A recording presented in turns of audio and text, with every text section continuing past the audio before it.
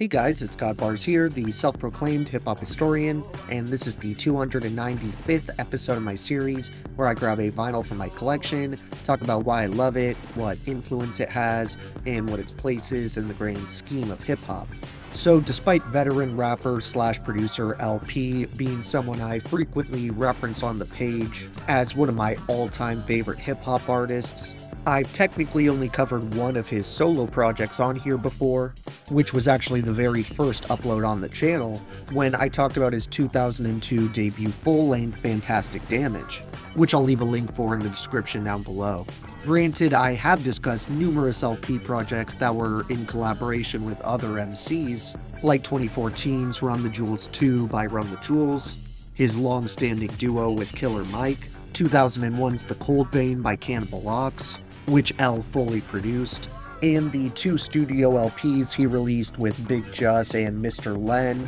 as the groundbreaking alternative hip-hop crew Company Flow, those being their game-changing 1997 debut Fun Crusher Plus, as well as their final album, 1999's Little Johnny from the Hospital Breaks and Instrumentals Volume 1, so it isn't like this personal favorite of mine hasn't appeared since the first upload.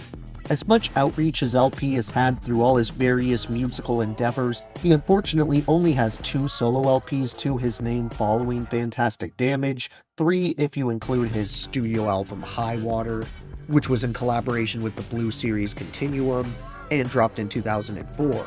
The other 2 projects El Producto put out on his own consist of 2007's I'll Sleep When You're Dead, an insanely dense and coded listening experience that I'll definitely make an effort to discuss on the page at some point in the future, along with his most recent solo release, which is 2012's Cancer for Cure, an experimental, convention-challenging LP that came just a week after L's friendship-forming collaboration with Killer Mike, Rap Music, which is another modern classic where Jamie handled 100% of the beats. I also reviewed that project on the page a while back, but while Cancer for Cure was being recorded and put together at the same time and place, it manages to sound absolutely nothing like the aesthetic he tailor-made for Mike and his solo magnum opus. And it's just further testament to what I always say about how L can and pretty much has created a specific atmosphere and identity for every album he's ever produced. With this one here, the overall feels chaotic and mechanical, which is basically a trademark for all of the output from this legend, but while the earlier work has an otherworldly quality where all rules and conventions were thrown to the wind, Cancer for Cure is a bit more controlled with its anarchy, and it's also chock full of dense, meticulously written concept tracks, which are so layered both sonically and lyrically, that certain moments necessitated years of return listens before they finally clicked and I realized what they were trying to convey. A perfect example of this phenomenon comes with the extremely innovative track For My Upstairs Neighbor, Mum's the Word, where in the first verse, LP sets the scene by detailing an interrogation where his character is being questioned about some unidentified crime that happened to his upstairs neighbor, involving their boyfriend, but we don't really have too much information to piece together at this point, as L insists to the cops that he's never interacted with or even met the couple, and since the walls of their building are thick, he didn't hear anything. They basically end up just letting him walk out since he didn't have anything of use to tell the police, and then the hook comes in where LP repeats, "If you kill him, I won't tell," which may seem kind of random or non-sequential at first, until you hear the second and final part of the song, where our protagonist fills us in on the whole story, that being how he actually ran into the neighbor earlier that day, long before the interrogation, and since he'd recognized the telltale signs of abuse that she was clearly suffering at the hands of her boyfriend, L leans in and whispers, "If you kill him, I won't tell," giving some background to that little mantra you hear earlier in the song, and ultimately it's an insanely creative and unique way to go about executing a story.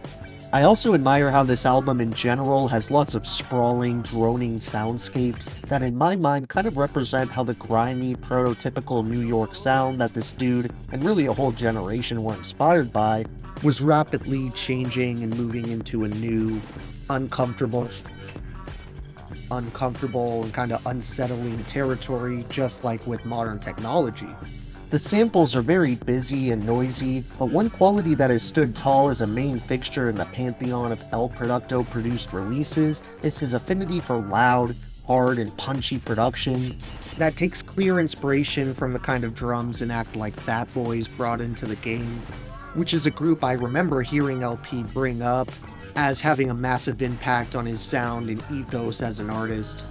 We get a good heap of features who lend their skills for some quality guest appearances here, including Killer Mike, Despot, Nick Diamonds, Danny Brown, and Mr. Motherfucking Esquire, who goes absolutely bonkers on his respective verse, pulling this speedy, extremely technical flow out of his ass, and definitely doing it justice. As for producers who helped out on this thing, while of course Jamie did the vast majority of the beats himself, and without a doubt masterminded the grand sound and direction of Cancer for Cure, he did understandably have some assistance in certain departments, and these contributions were made by the likes of Nick Diamonds, Little Shalimar, and Wilder Zobi.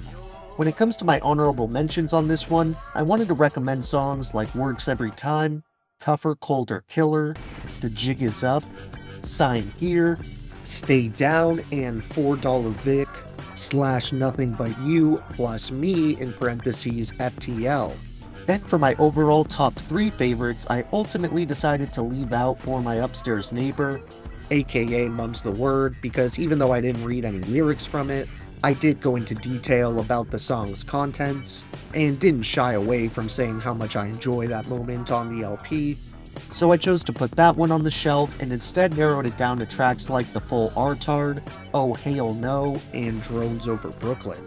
Thank you for watching my 295th video. Next up we have another extremely talented underground rapper who doubles as a prolific producer, so check in for that one, and if you enjoyed, be sure to like, subscribe, and let me know what your favorite songs are off this Experimental Veterans 3rd studio solo full length. Don't forget to have a great day, and I'll see you next time, okay? Alright.